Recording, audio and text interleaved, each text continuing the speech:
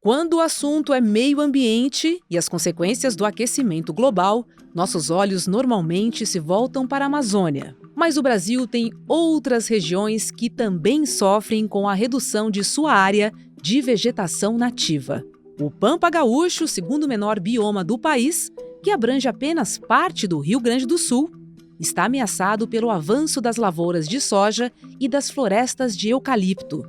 Segundo o Observatório do Clima, o uso agrícola do solo na região avançou mais de 2 milhões de hectares em 4 décadas. Hoje, o Pampa possui apenas 49 unidades de conservação, com pouco mais de 3% de sua extensão de 17 milhões e 600 mil hectares. Já as florestas de eucalipto tiveram um aumento de extensão que corresponde a um crescimento de mais de 1000%. Dono da maior biodiversidade de plantas por metro quadrado entre os ecossistemas brasileiros, o Pampa Gaúcho é mais uma vítima das ações do homem. As reações são vistas e sentidas em eventos extremos da natureza, como a tragédia climática que atinge o Rio Grande do Sul. Quarta-feira, 15 de maio de 2024.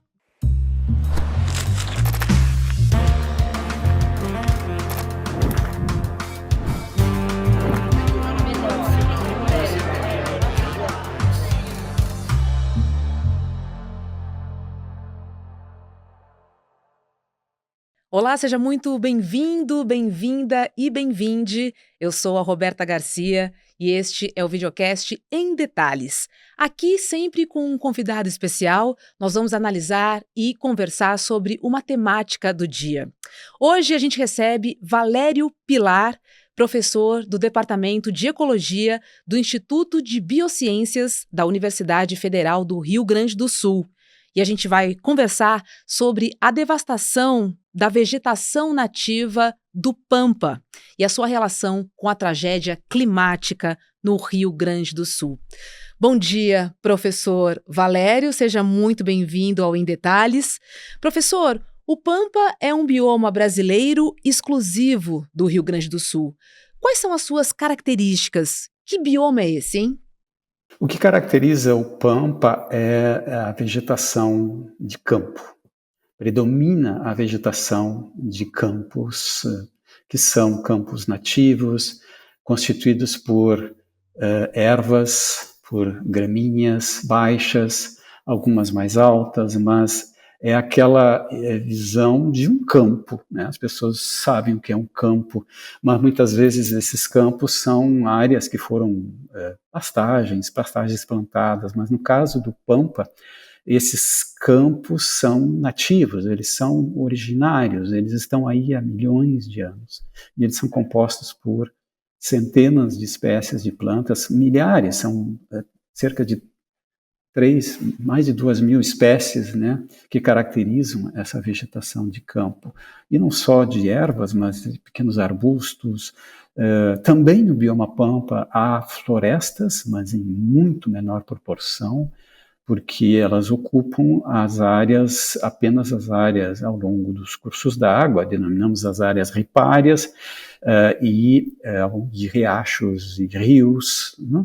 E também algumas encostas, algumas regiões, né, do bioma Pampa apresentam algumas áreas de floresta, matas baixas, mas predominavam, melhor dizendo, os campos nativos.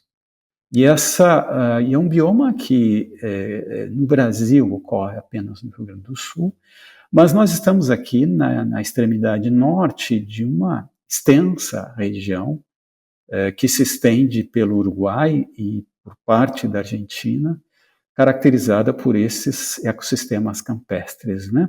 São os pastizales del Rio de la Plata, como são denominados, né? Mais ao sul.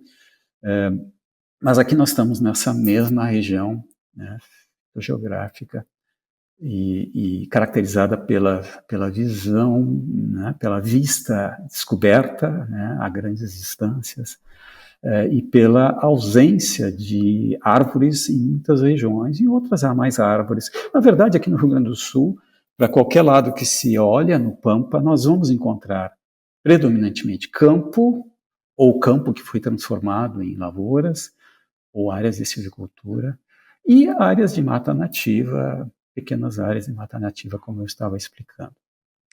E qual é a área que ele ocupa hoje? E para a gente entender, qual a área que ele originalmente ocupava, hein?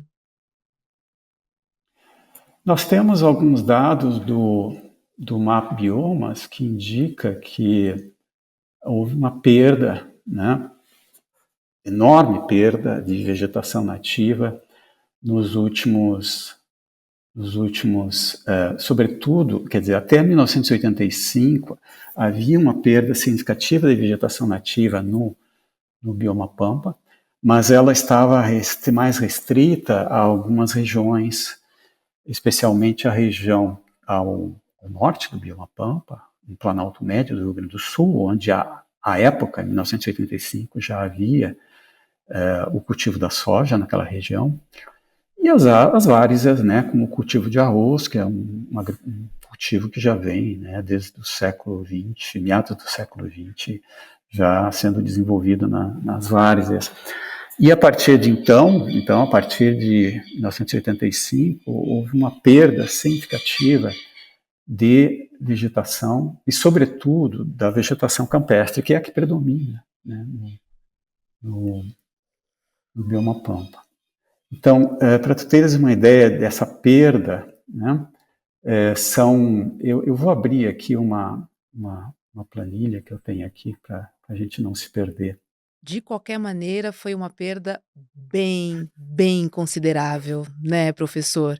E aí eu aproveito, enquanto o senhor abre a planilha aí, para Sim. perguntar qual é a relação dessa perda de vegetação nativa do Pampa com os alagamentos do evento extremos que estamos vivenciando atualmente no Rio Grande do Sul.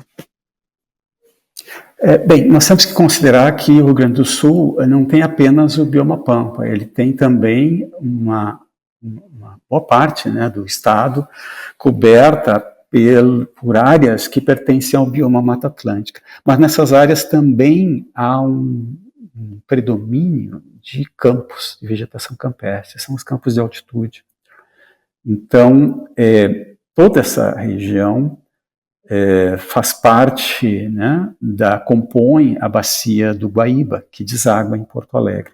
Então, os rios que dão um estuário do Guaíba, o Rio Jacuí, os seus tributários, e o Rio Gravataí, dos Sinos, Caí, todos esses rios, né, que se encontram aqui no estuário do Guaíba, eles nascem, né, em áreas do bioma Pampa, sobretudo a bacia do Jacuí, e os outros rios, eles nascem em áreas, o Taquari, sobretudo, e o Rio Caí, nascem em áreas campestres, né, do bioma Mata Atlântica, os campos de altitude. E todos esses campos, como eu estava dizendo, eles sofreram uma transformação significativa, sobretudo desde 1985. A perda foi muito maior na vegetação de campo do que na vegetação florestal. Foram milhões de hectares que foram perdidos nesse período. Eu tenho alguns dados aqui que eu posso mostrar, só para ter uma ideia de quanto foi essa perda. Então, no Rio Grande do Sul, considerando os campos do bioma Pampa e os campos do bioma Mata Atlântica, os campos de altitude, foram 3 só na bacia do Guaíba, que é digamos, a bacia onde a bacia do Rio Jacuí e desses tributários, né, foram removidos 1,1 milhão de hectares de campos, né, nesse período, desde 1985, e a perda de florestas foi muito menor, foi de 267 mil hectares. Isso é uma nota técnica, né, do Map Biomas, que eu tive acesso ontem, fazendo um levantamento da perda na bacia hidrográfica, né, que alimenta, né, o estuário do Guaíba.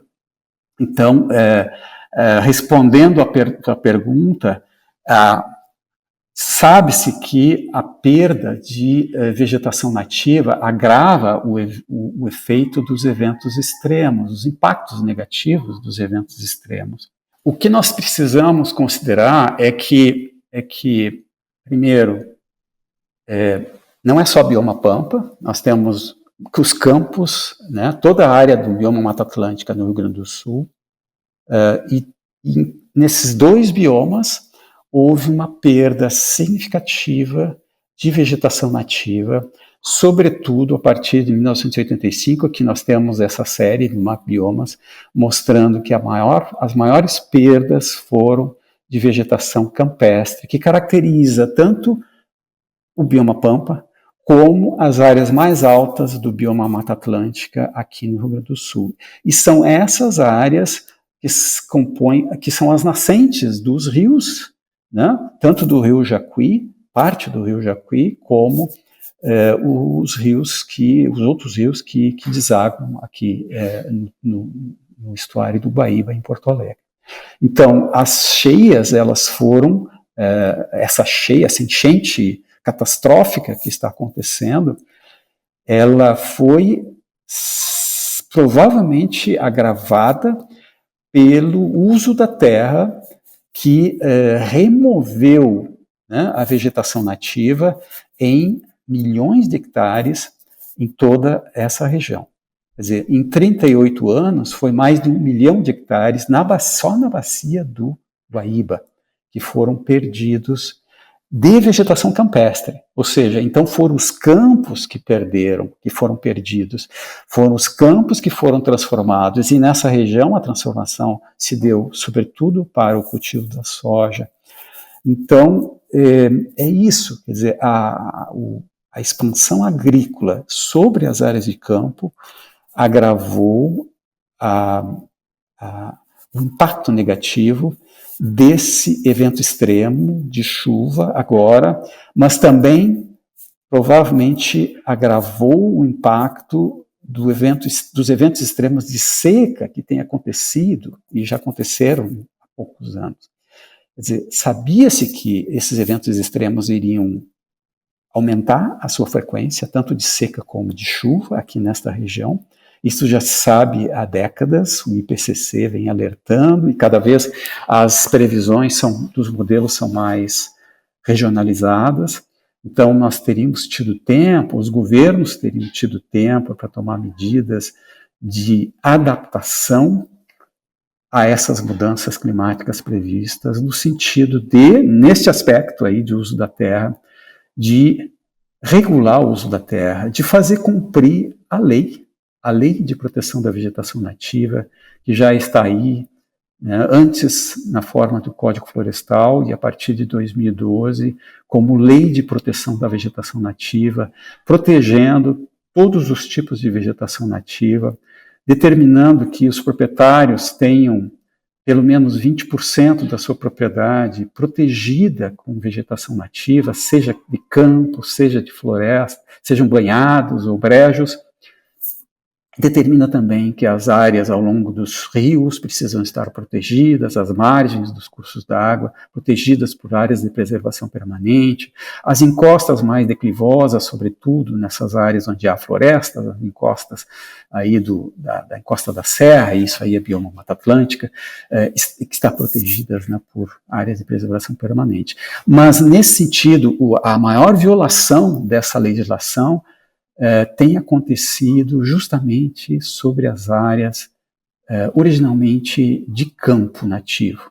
Essa é a vegetação nativa que tem sido mais ameaçada, pelo menos nesses últimos 37 anos, né, em que aconteceu a expansão da lavoura de soja sobre as áreas de campo. As áreas de floresta no Rio Grande do Sul, felizmente, os remanescentes florestais no Rio Grande do Sul estão mais bem protegidos, porque há uma consciência da população de que as florestas precisam ser protegidas, mas os campos nativos, infelizmente, as pessoas muitas vezes pensam que são áreas degradadas, que não são áreas de vegetação nativa, que não merecem, né, que não precisam ser conservadas, porque já não tem árvores ali, mas isso não quer dizer, são áreas, é uma vegetação composta por outros tipos de plantas que não árvores e que é extremamente rica em biodiversidade, são milhares de espécies de plantas e de animais e de micróbios e, enfim, uma infinidade de organismos que são característicos desses tipos de ecossistemas não florestais aqui no Rio Grande do Sul, tanto no bioma Pampa como nos campos de altitude do bioma Mata Atlântica. A gente percebe claramente que a biodiversidade, ela está sendo ameaçada, né? E aí eu reforço a importância das unidades de conservação ah, serem mais presentes, né? Por outro lado, professor, eu pergunto, essas unidades são poucas. Se não me falha a memória, chegam a 3%. E aí eu já emendo a pergunta: não há fiscalização? Ou se há, ela é frouxa? E aí corremos o risco do Pampa acabar?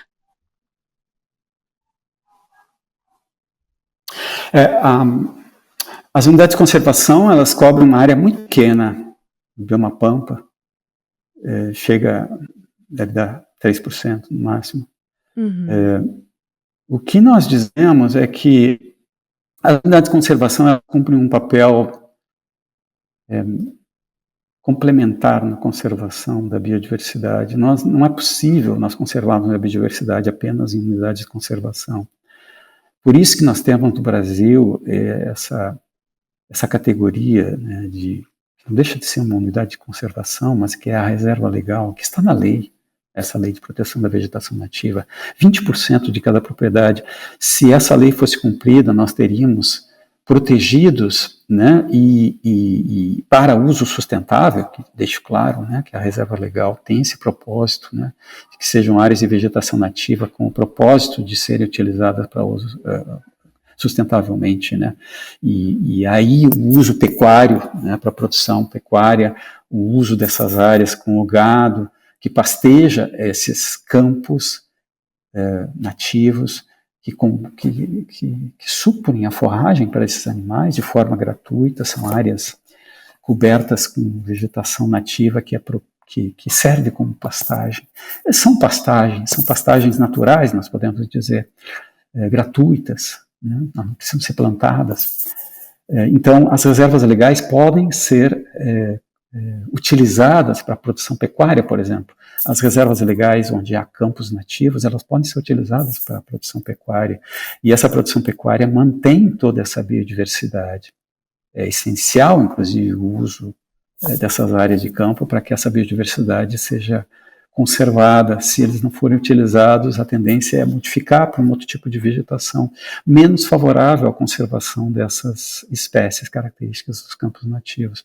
Então, o que eu dizia é que as reservas legais, nós teríamos áreas conservadas, áreas protegidas em cada propriedade, e isso, no bioma Pampa, nós poderíamos chegar a milhões de hectares, né? Eu não tenho de cabeça os números, mas pensando que atualmente nós temos 6 milhões de hectares de campos nativos ainda remanescentes no bioma Pampa, só dessas áreas remanescentes, se elas fossem protegidas, nós teríamos mais de 1 milhão de hectares de reservas legais. O problema é que no Rio Grande do Sul, praticamente nós não temos nenhuma reserva legal delimitada pelos proprietários. No cadastro ambiental rural, que são os proprietários que declaram essas reservas, eles são obrigados a declararem no cadastro ambiental rural os limites da sua propriedade, as áreas de remanescentes de vegetação nativa, onde está a reserva legal na propriedade, onde estão as áreas de preservação permanente, parte da propriedade é utilizada já com área, com agricultura ou com silvicultura, ou seja, que seriam áreas rurais consolidadas. Os proprietários têm que fazer isso. E eles fizeram. A maior parte dos proprietários no Rio Grande do Sul declararam, preencheram o cadastro ambiental rural. O problema é que declararam os remanescentes de vegetação nativa de campo como sendo área rural consolidada. E com isso, não declararam a reserva legal. Então, há um passivo ambiental enorme no Rio Grande do Sul, desses proprietários que declararam o cadastro ambiental rural de maneira irregular, ainda incentivados por um decreto estadual de 2015, que permitiu que eles declarassem essas áreas de campo nativo, esses remanescentes de campo nativo, como sendo área rural consolidada, sob o uso pastoril. E isso fragilizou imensamente a fiscalização, porque no momento que ele delimita como área rural consolidada, fica difícil para o órgão ambiental identificar que aquilo é um remanescente de vegetação nativa e que deve ter algum tipo de proteção, seja pela reserva legal, seja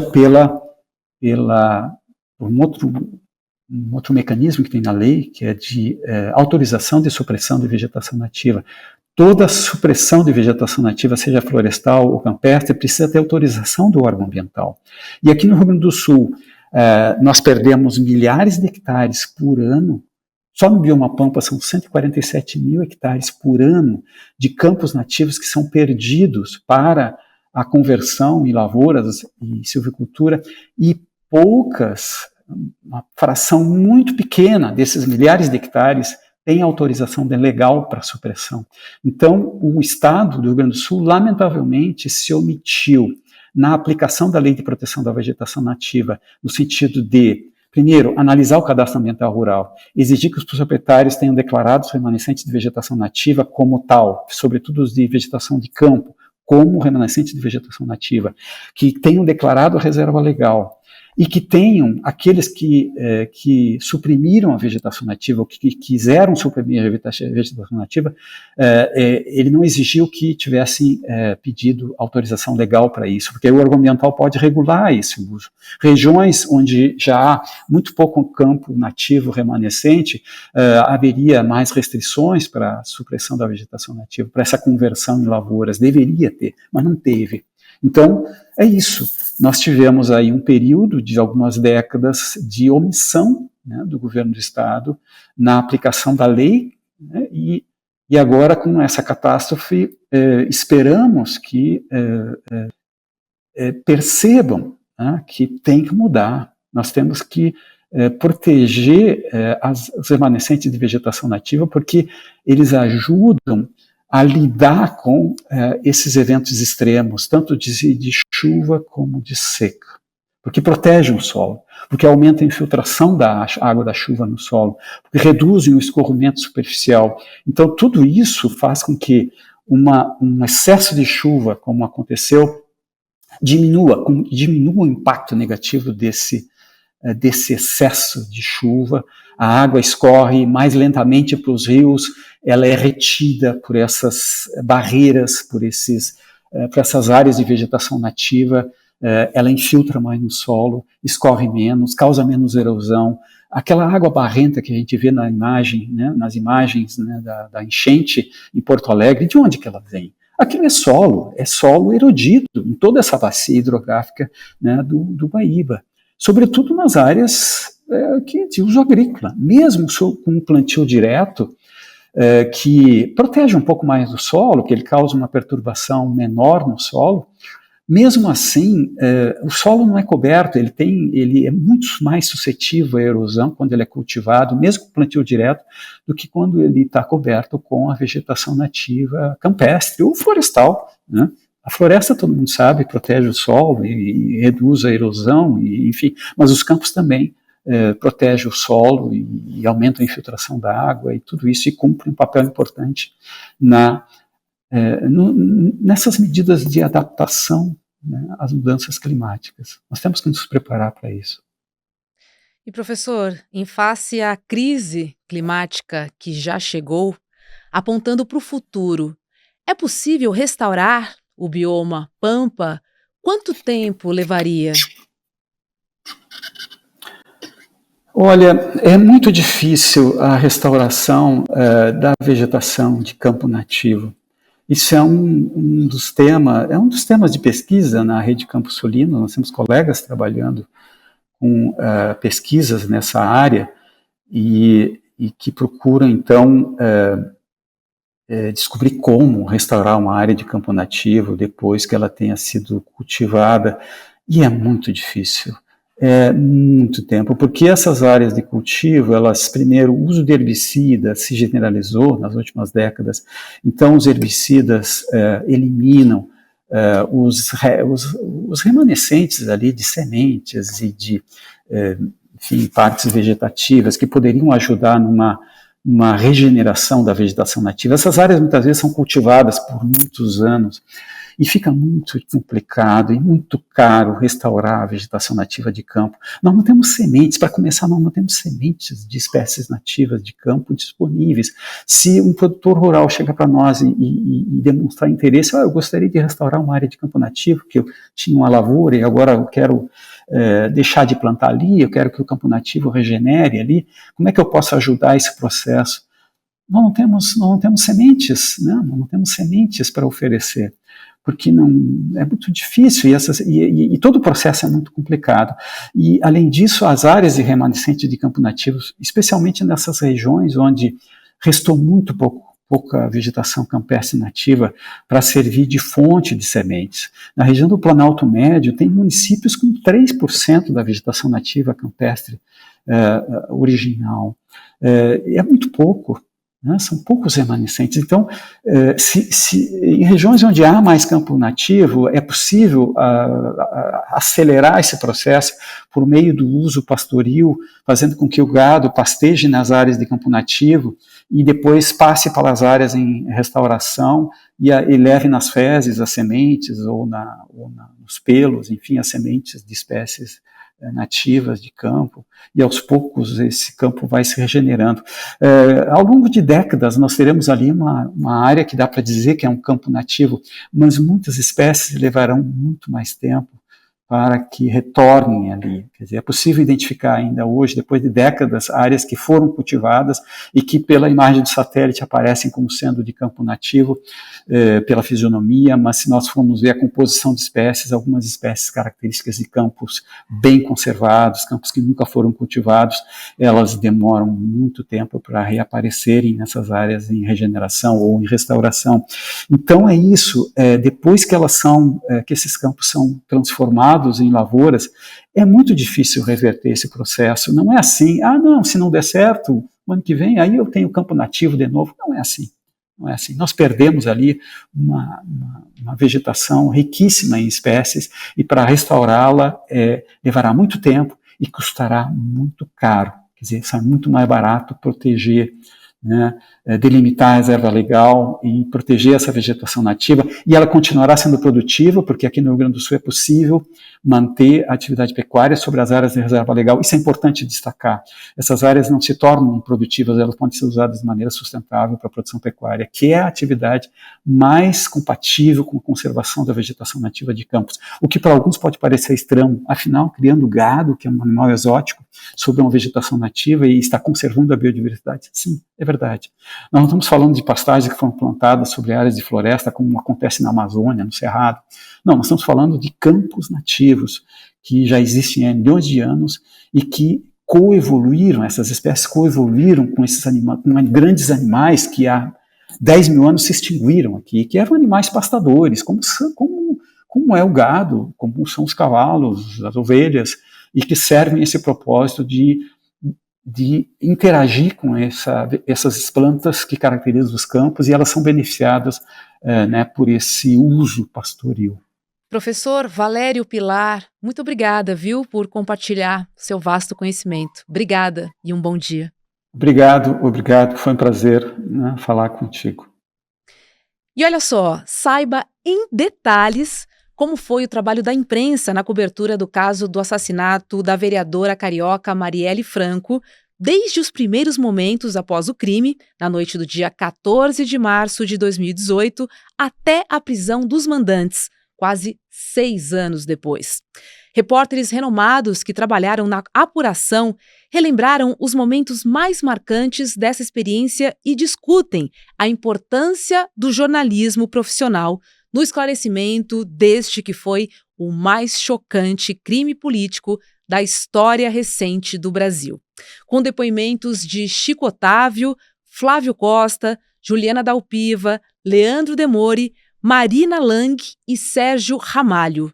O documentário é exclusivo para assinantes do ICL e estará disponível na plataforma a partir do dia 20 de maio.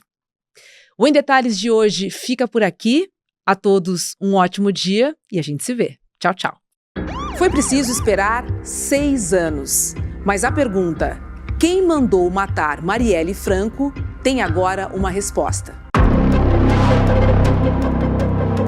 Durante 6 anos, o trabalho da imprensa foi fundamental, não só para buscar informações que foram trazidas a público, mas também para cobrar as autoridades, para que as investigações andassem. Era um campo minado, né? Que a polícia ali estava comprometida. Por que ele vira a chave e faz a delação? Você não precisa ser nenhum detetive para perceber que era uma investigação completamente cheia de buracos, lacunas, ações estranhas dos policiais. Existe um papel fundamental da imprensa para mostrar que essa investigação, que esse inquérito estava contaminado. Acho que não havia essa expectativa dos mandantes de que a Marielle, por exemplo, se tornasse um símbolo internacional da luta pelos direitos humanos. The world wants to know who ordered the murder of Marielle Franco. Veja a importância da resiliência dos colegas que nunca abandonaram esse caso. A Polícia Federal diz ter concluído as investigações de um crime que há 6 anos aguarda a resposta. Quem ordenou a morte da vereadora Marielle Franco e do motorista Anderson Gomes e por quê?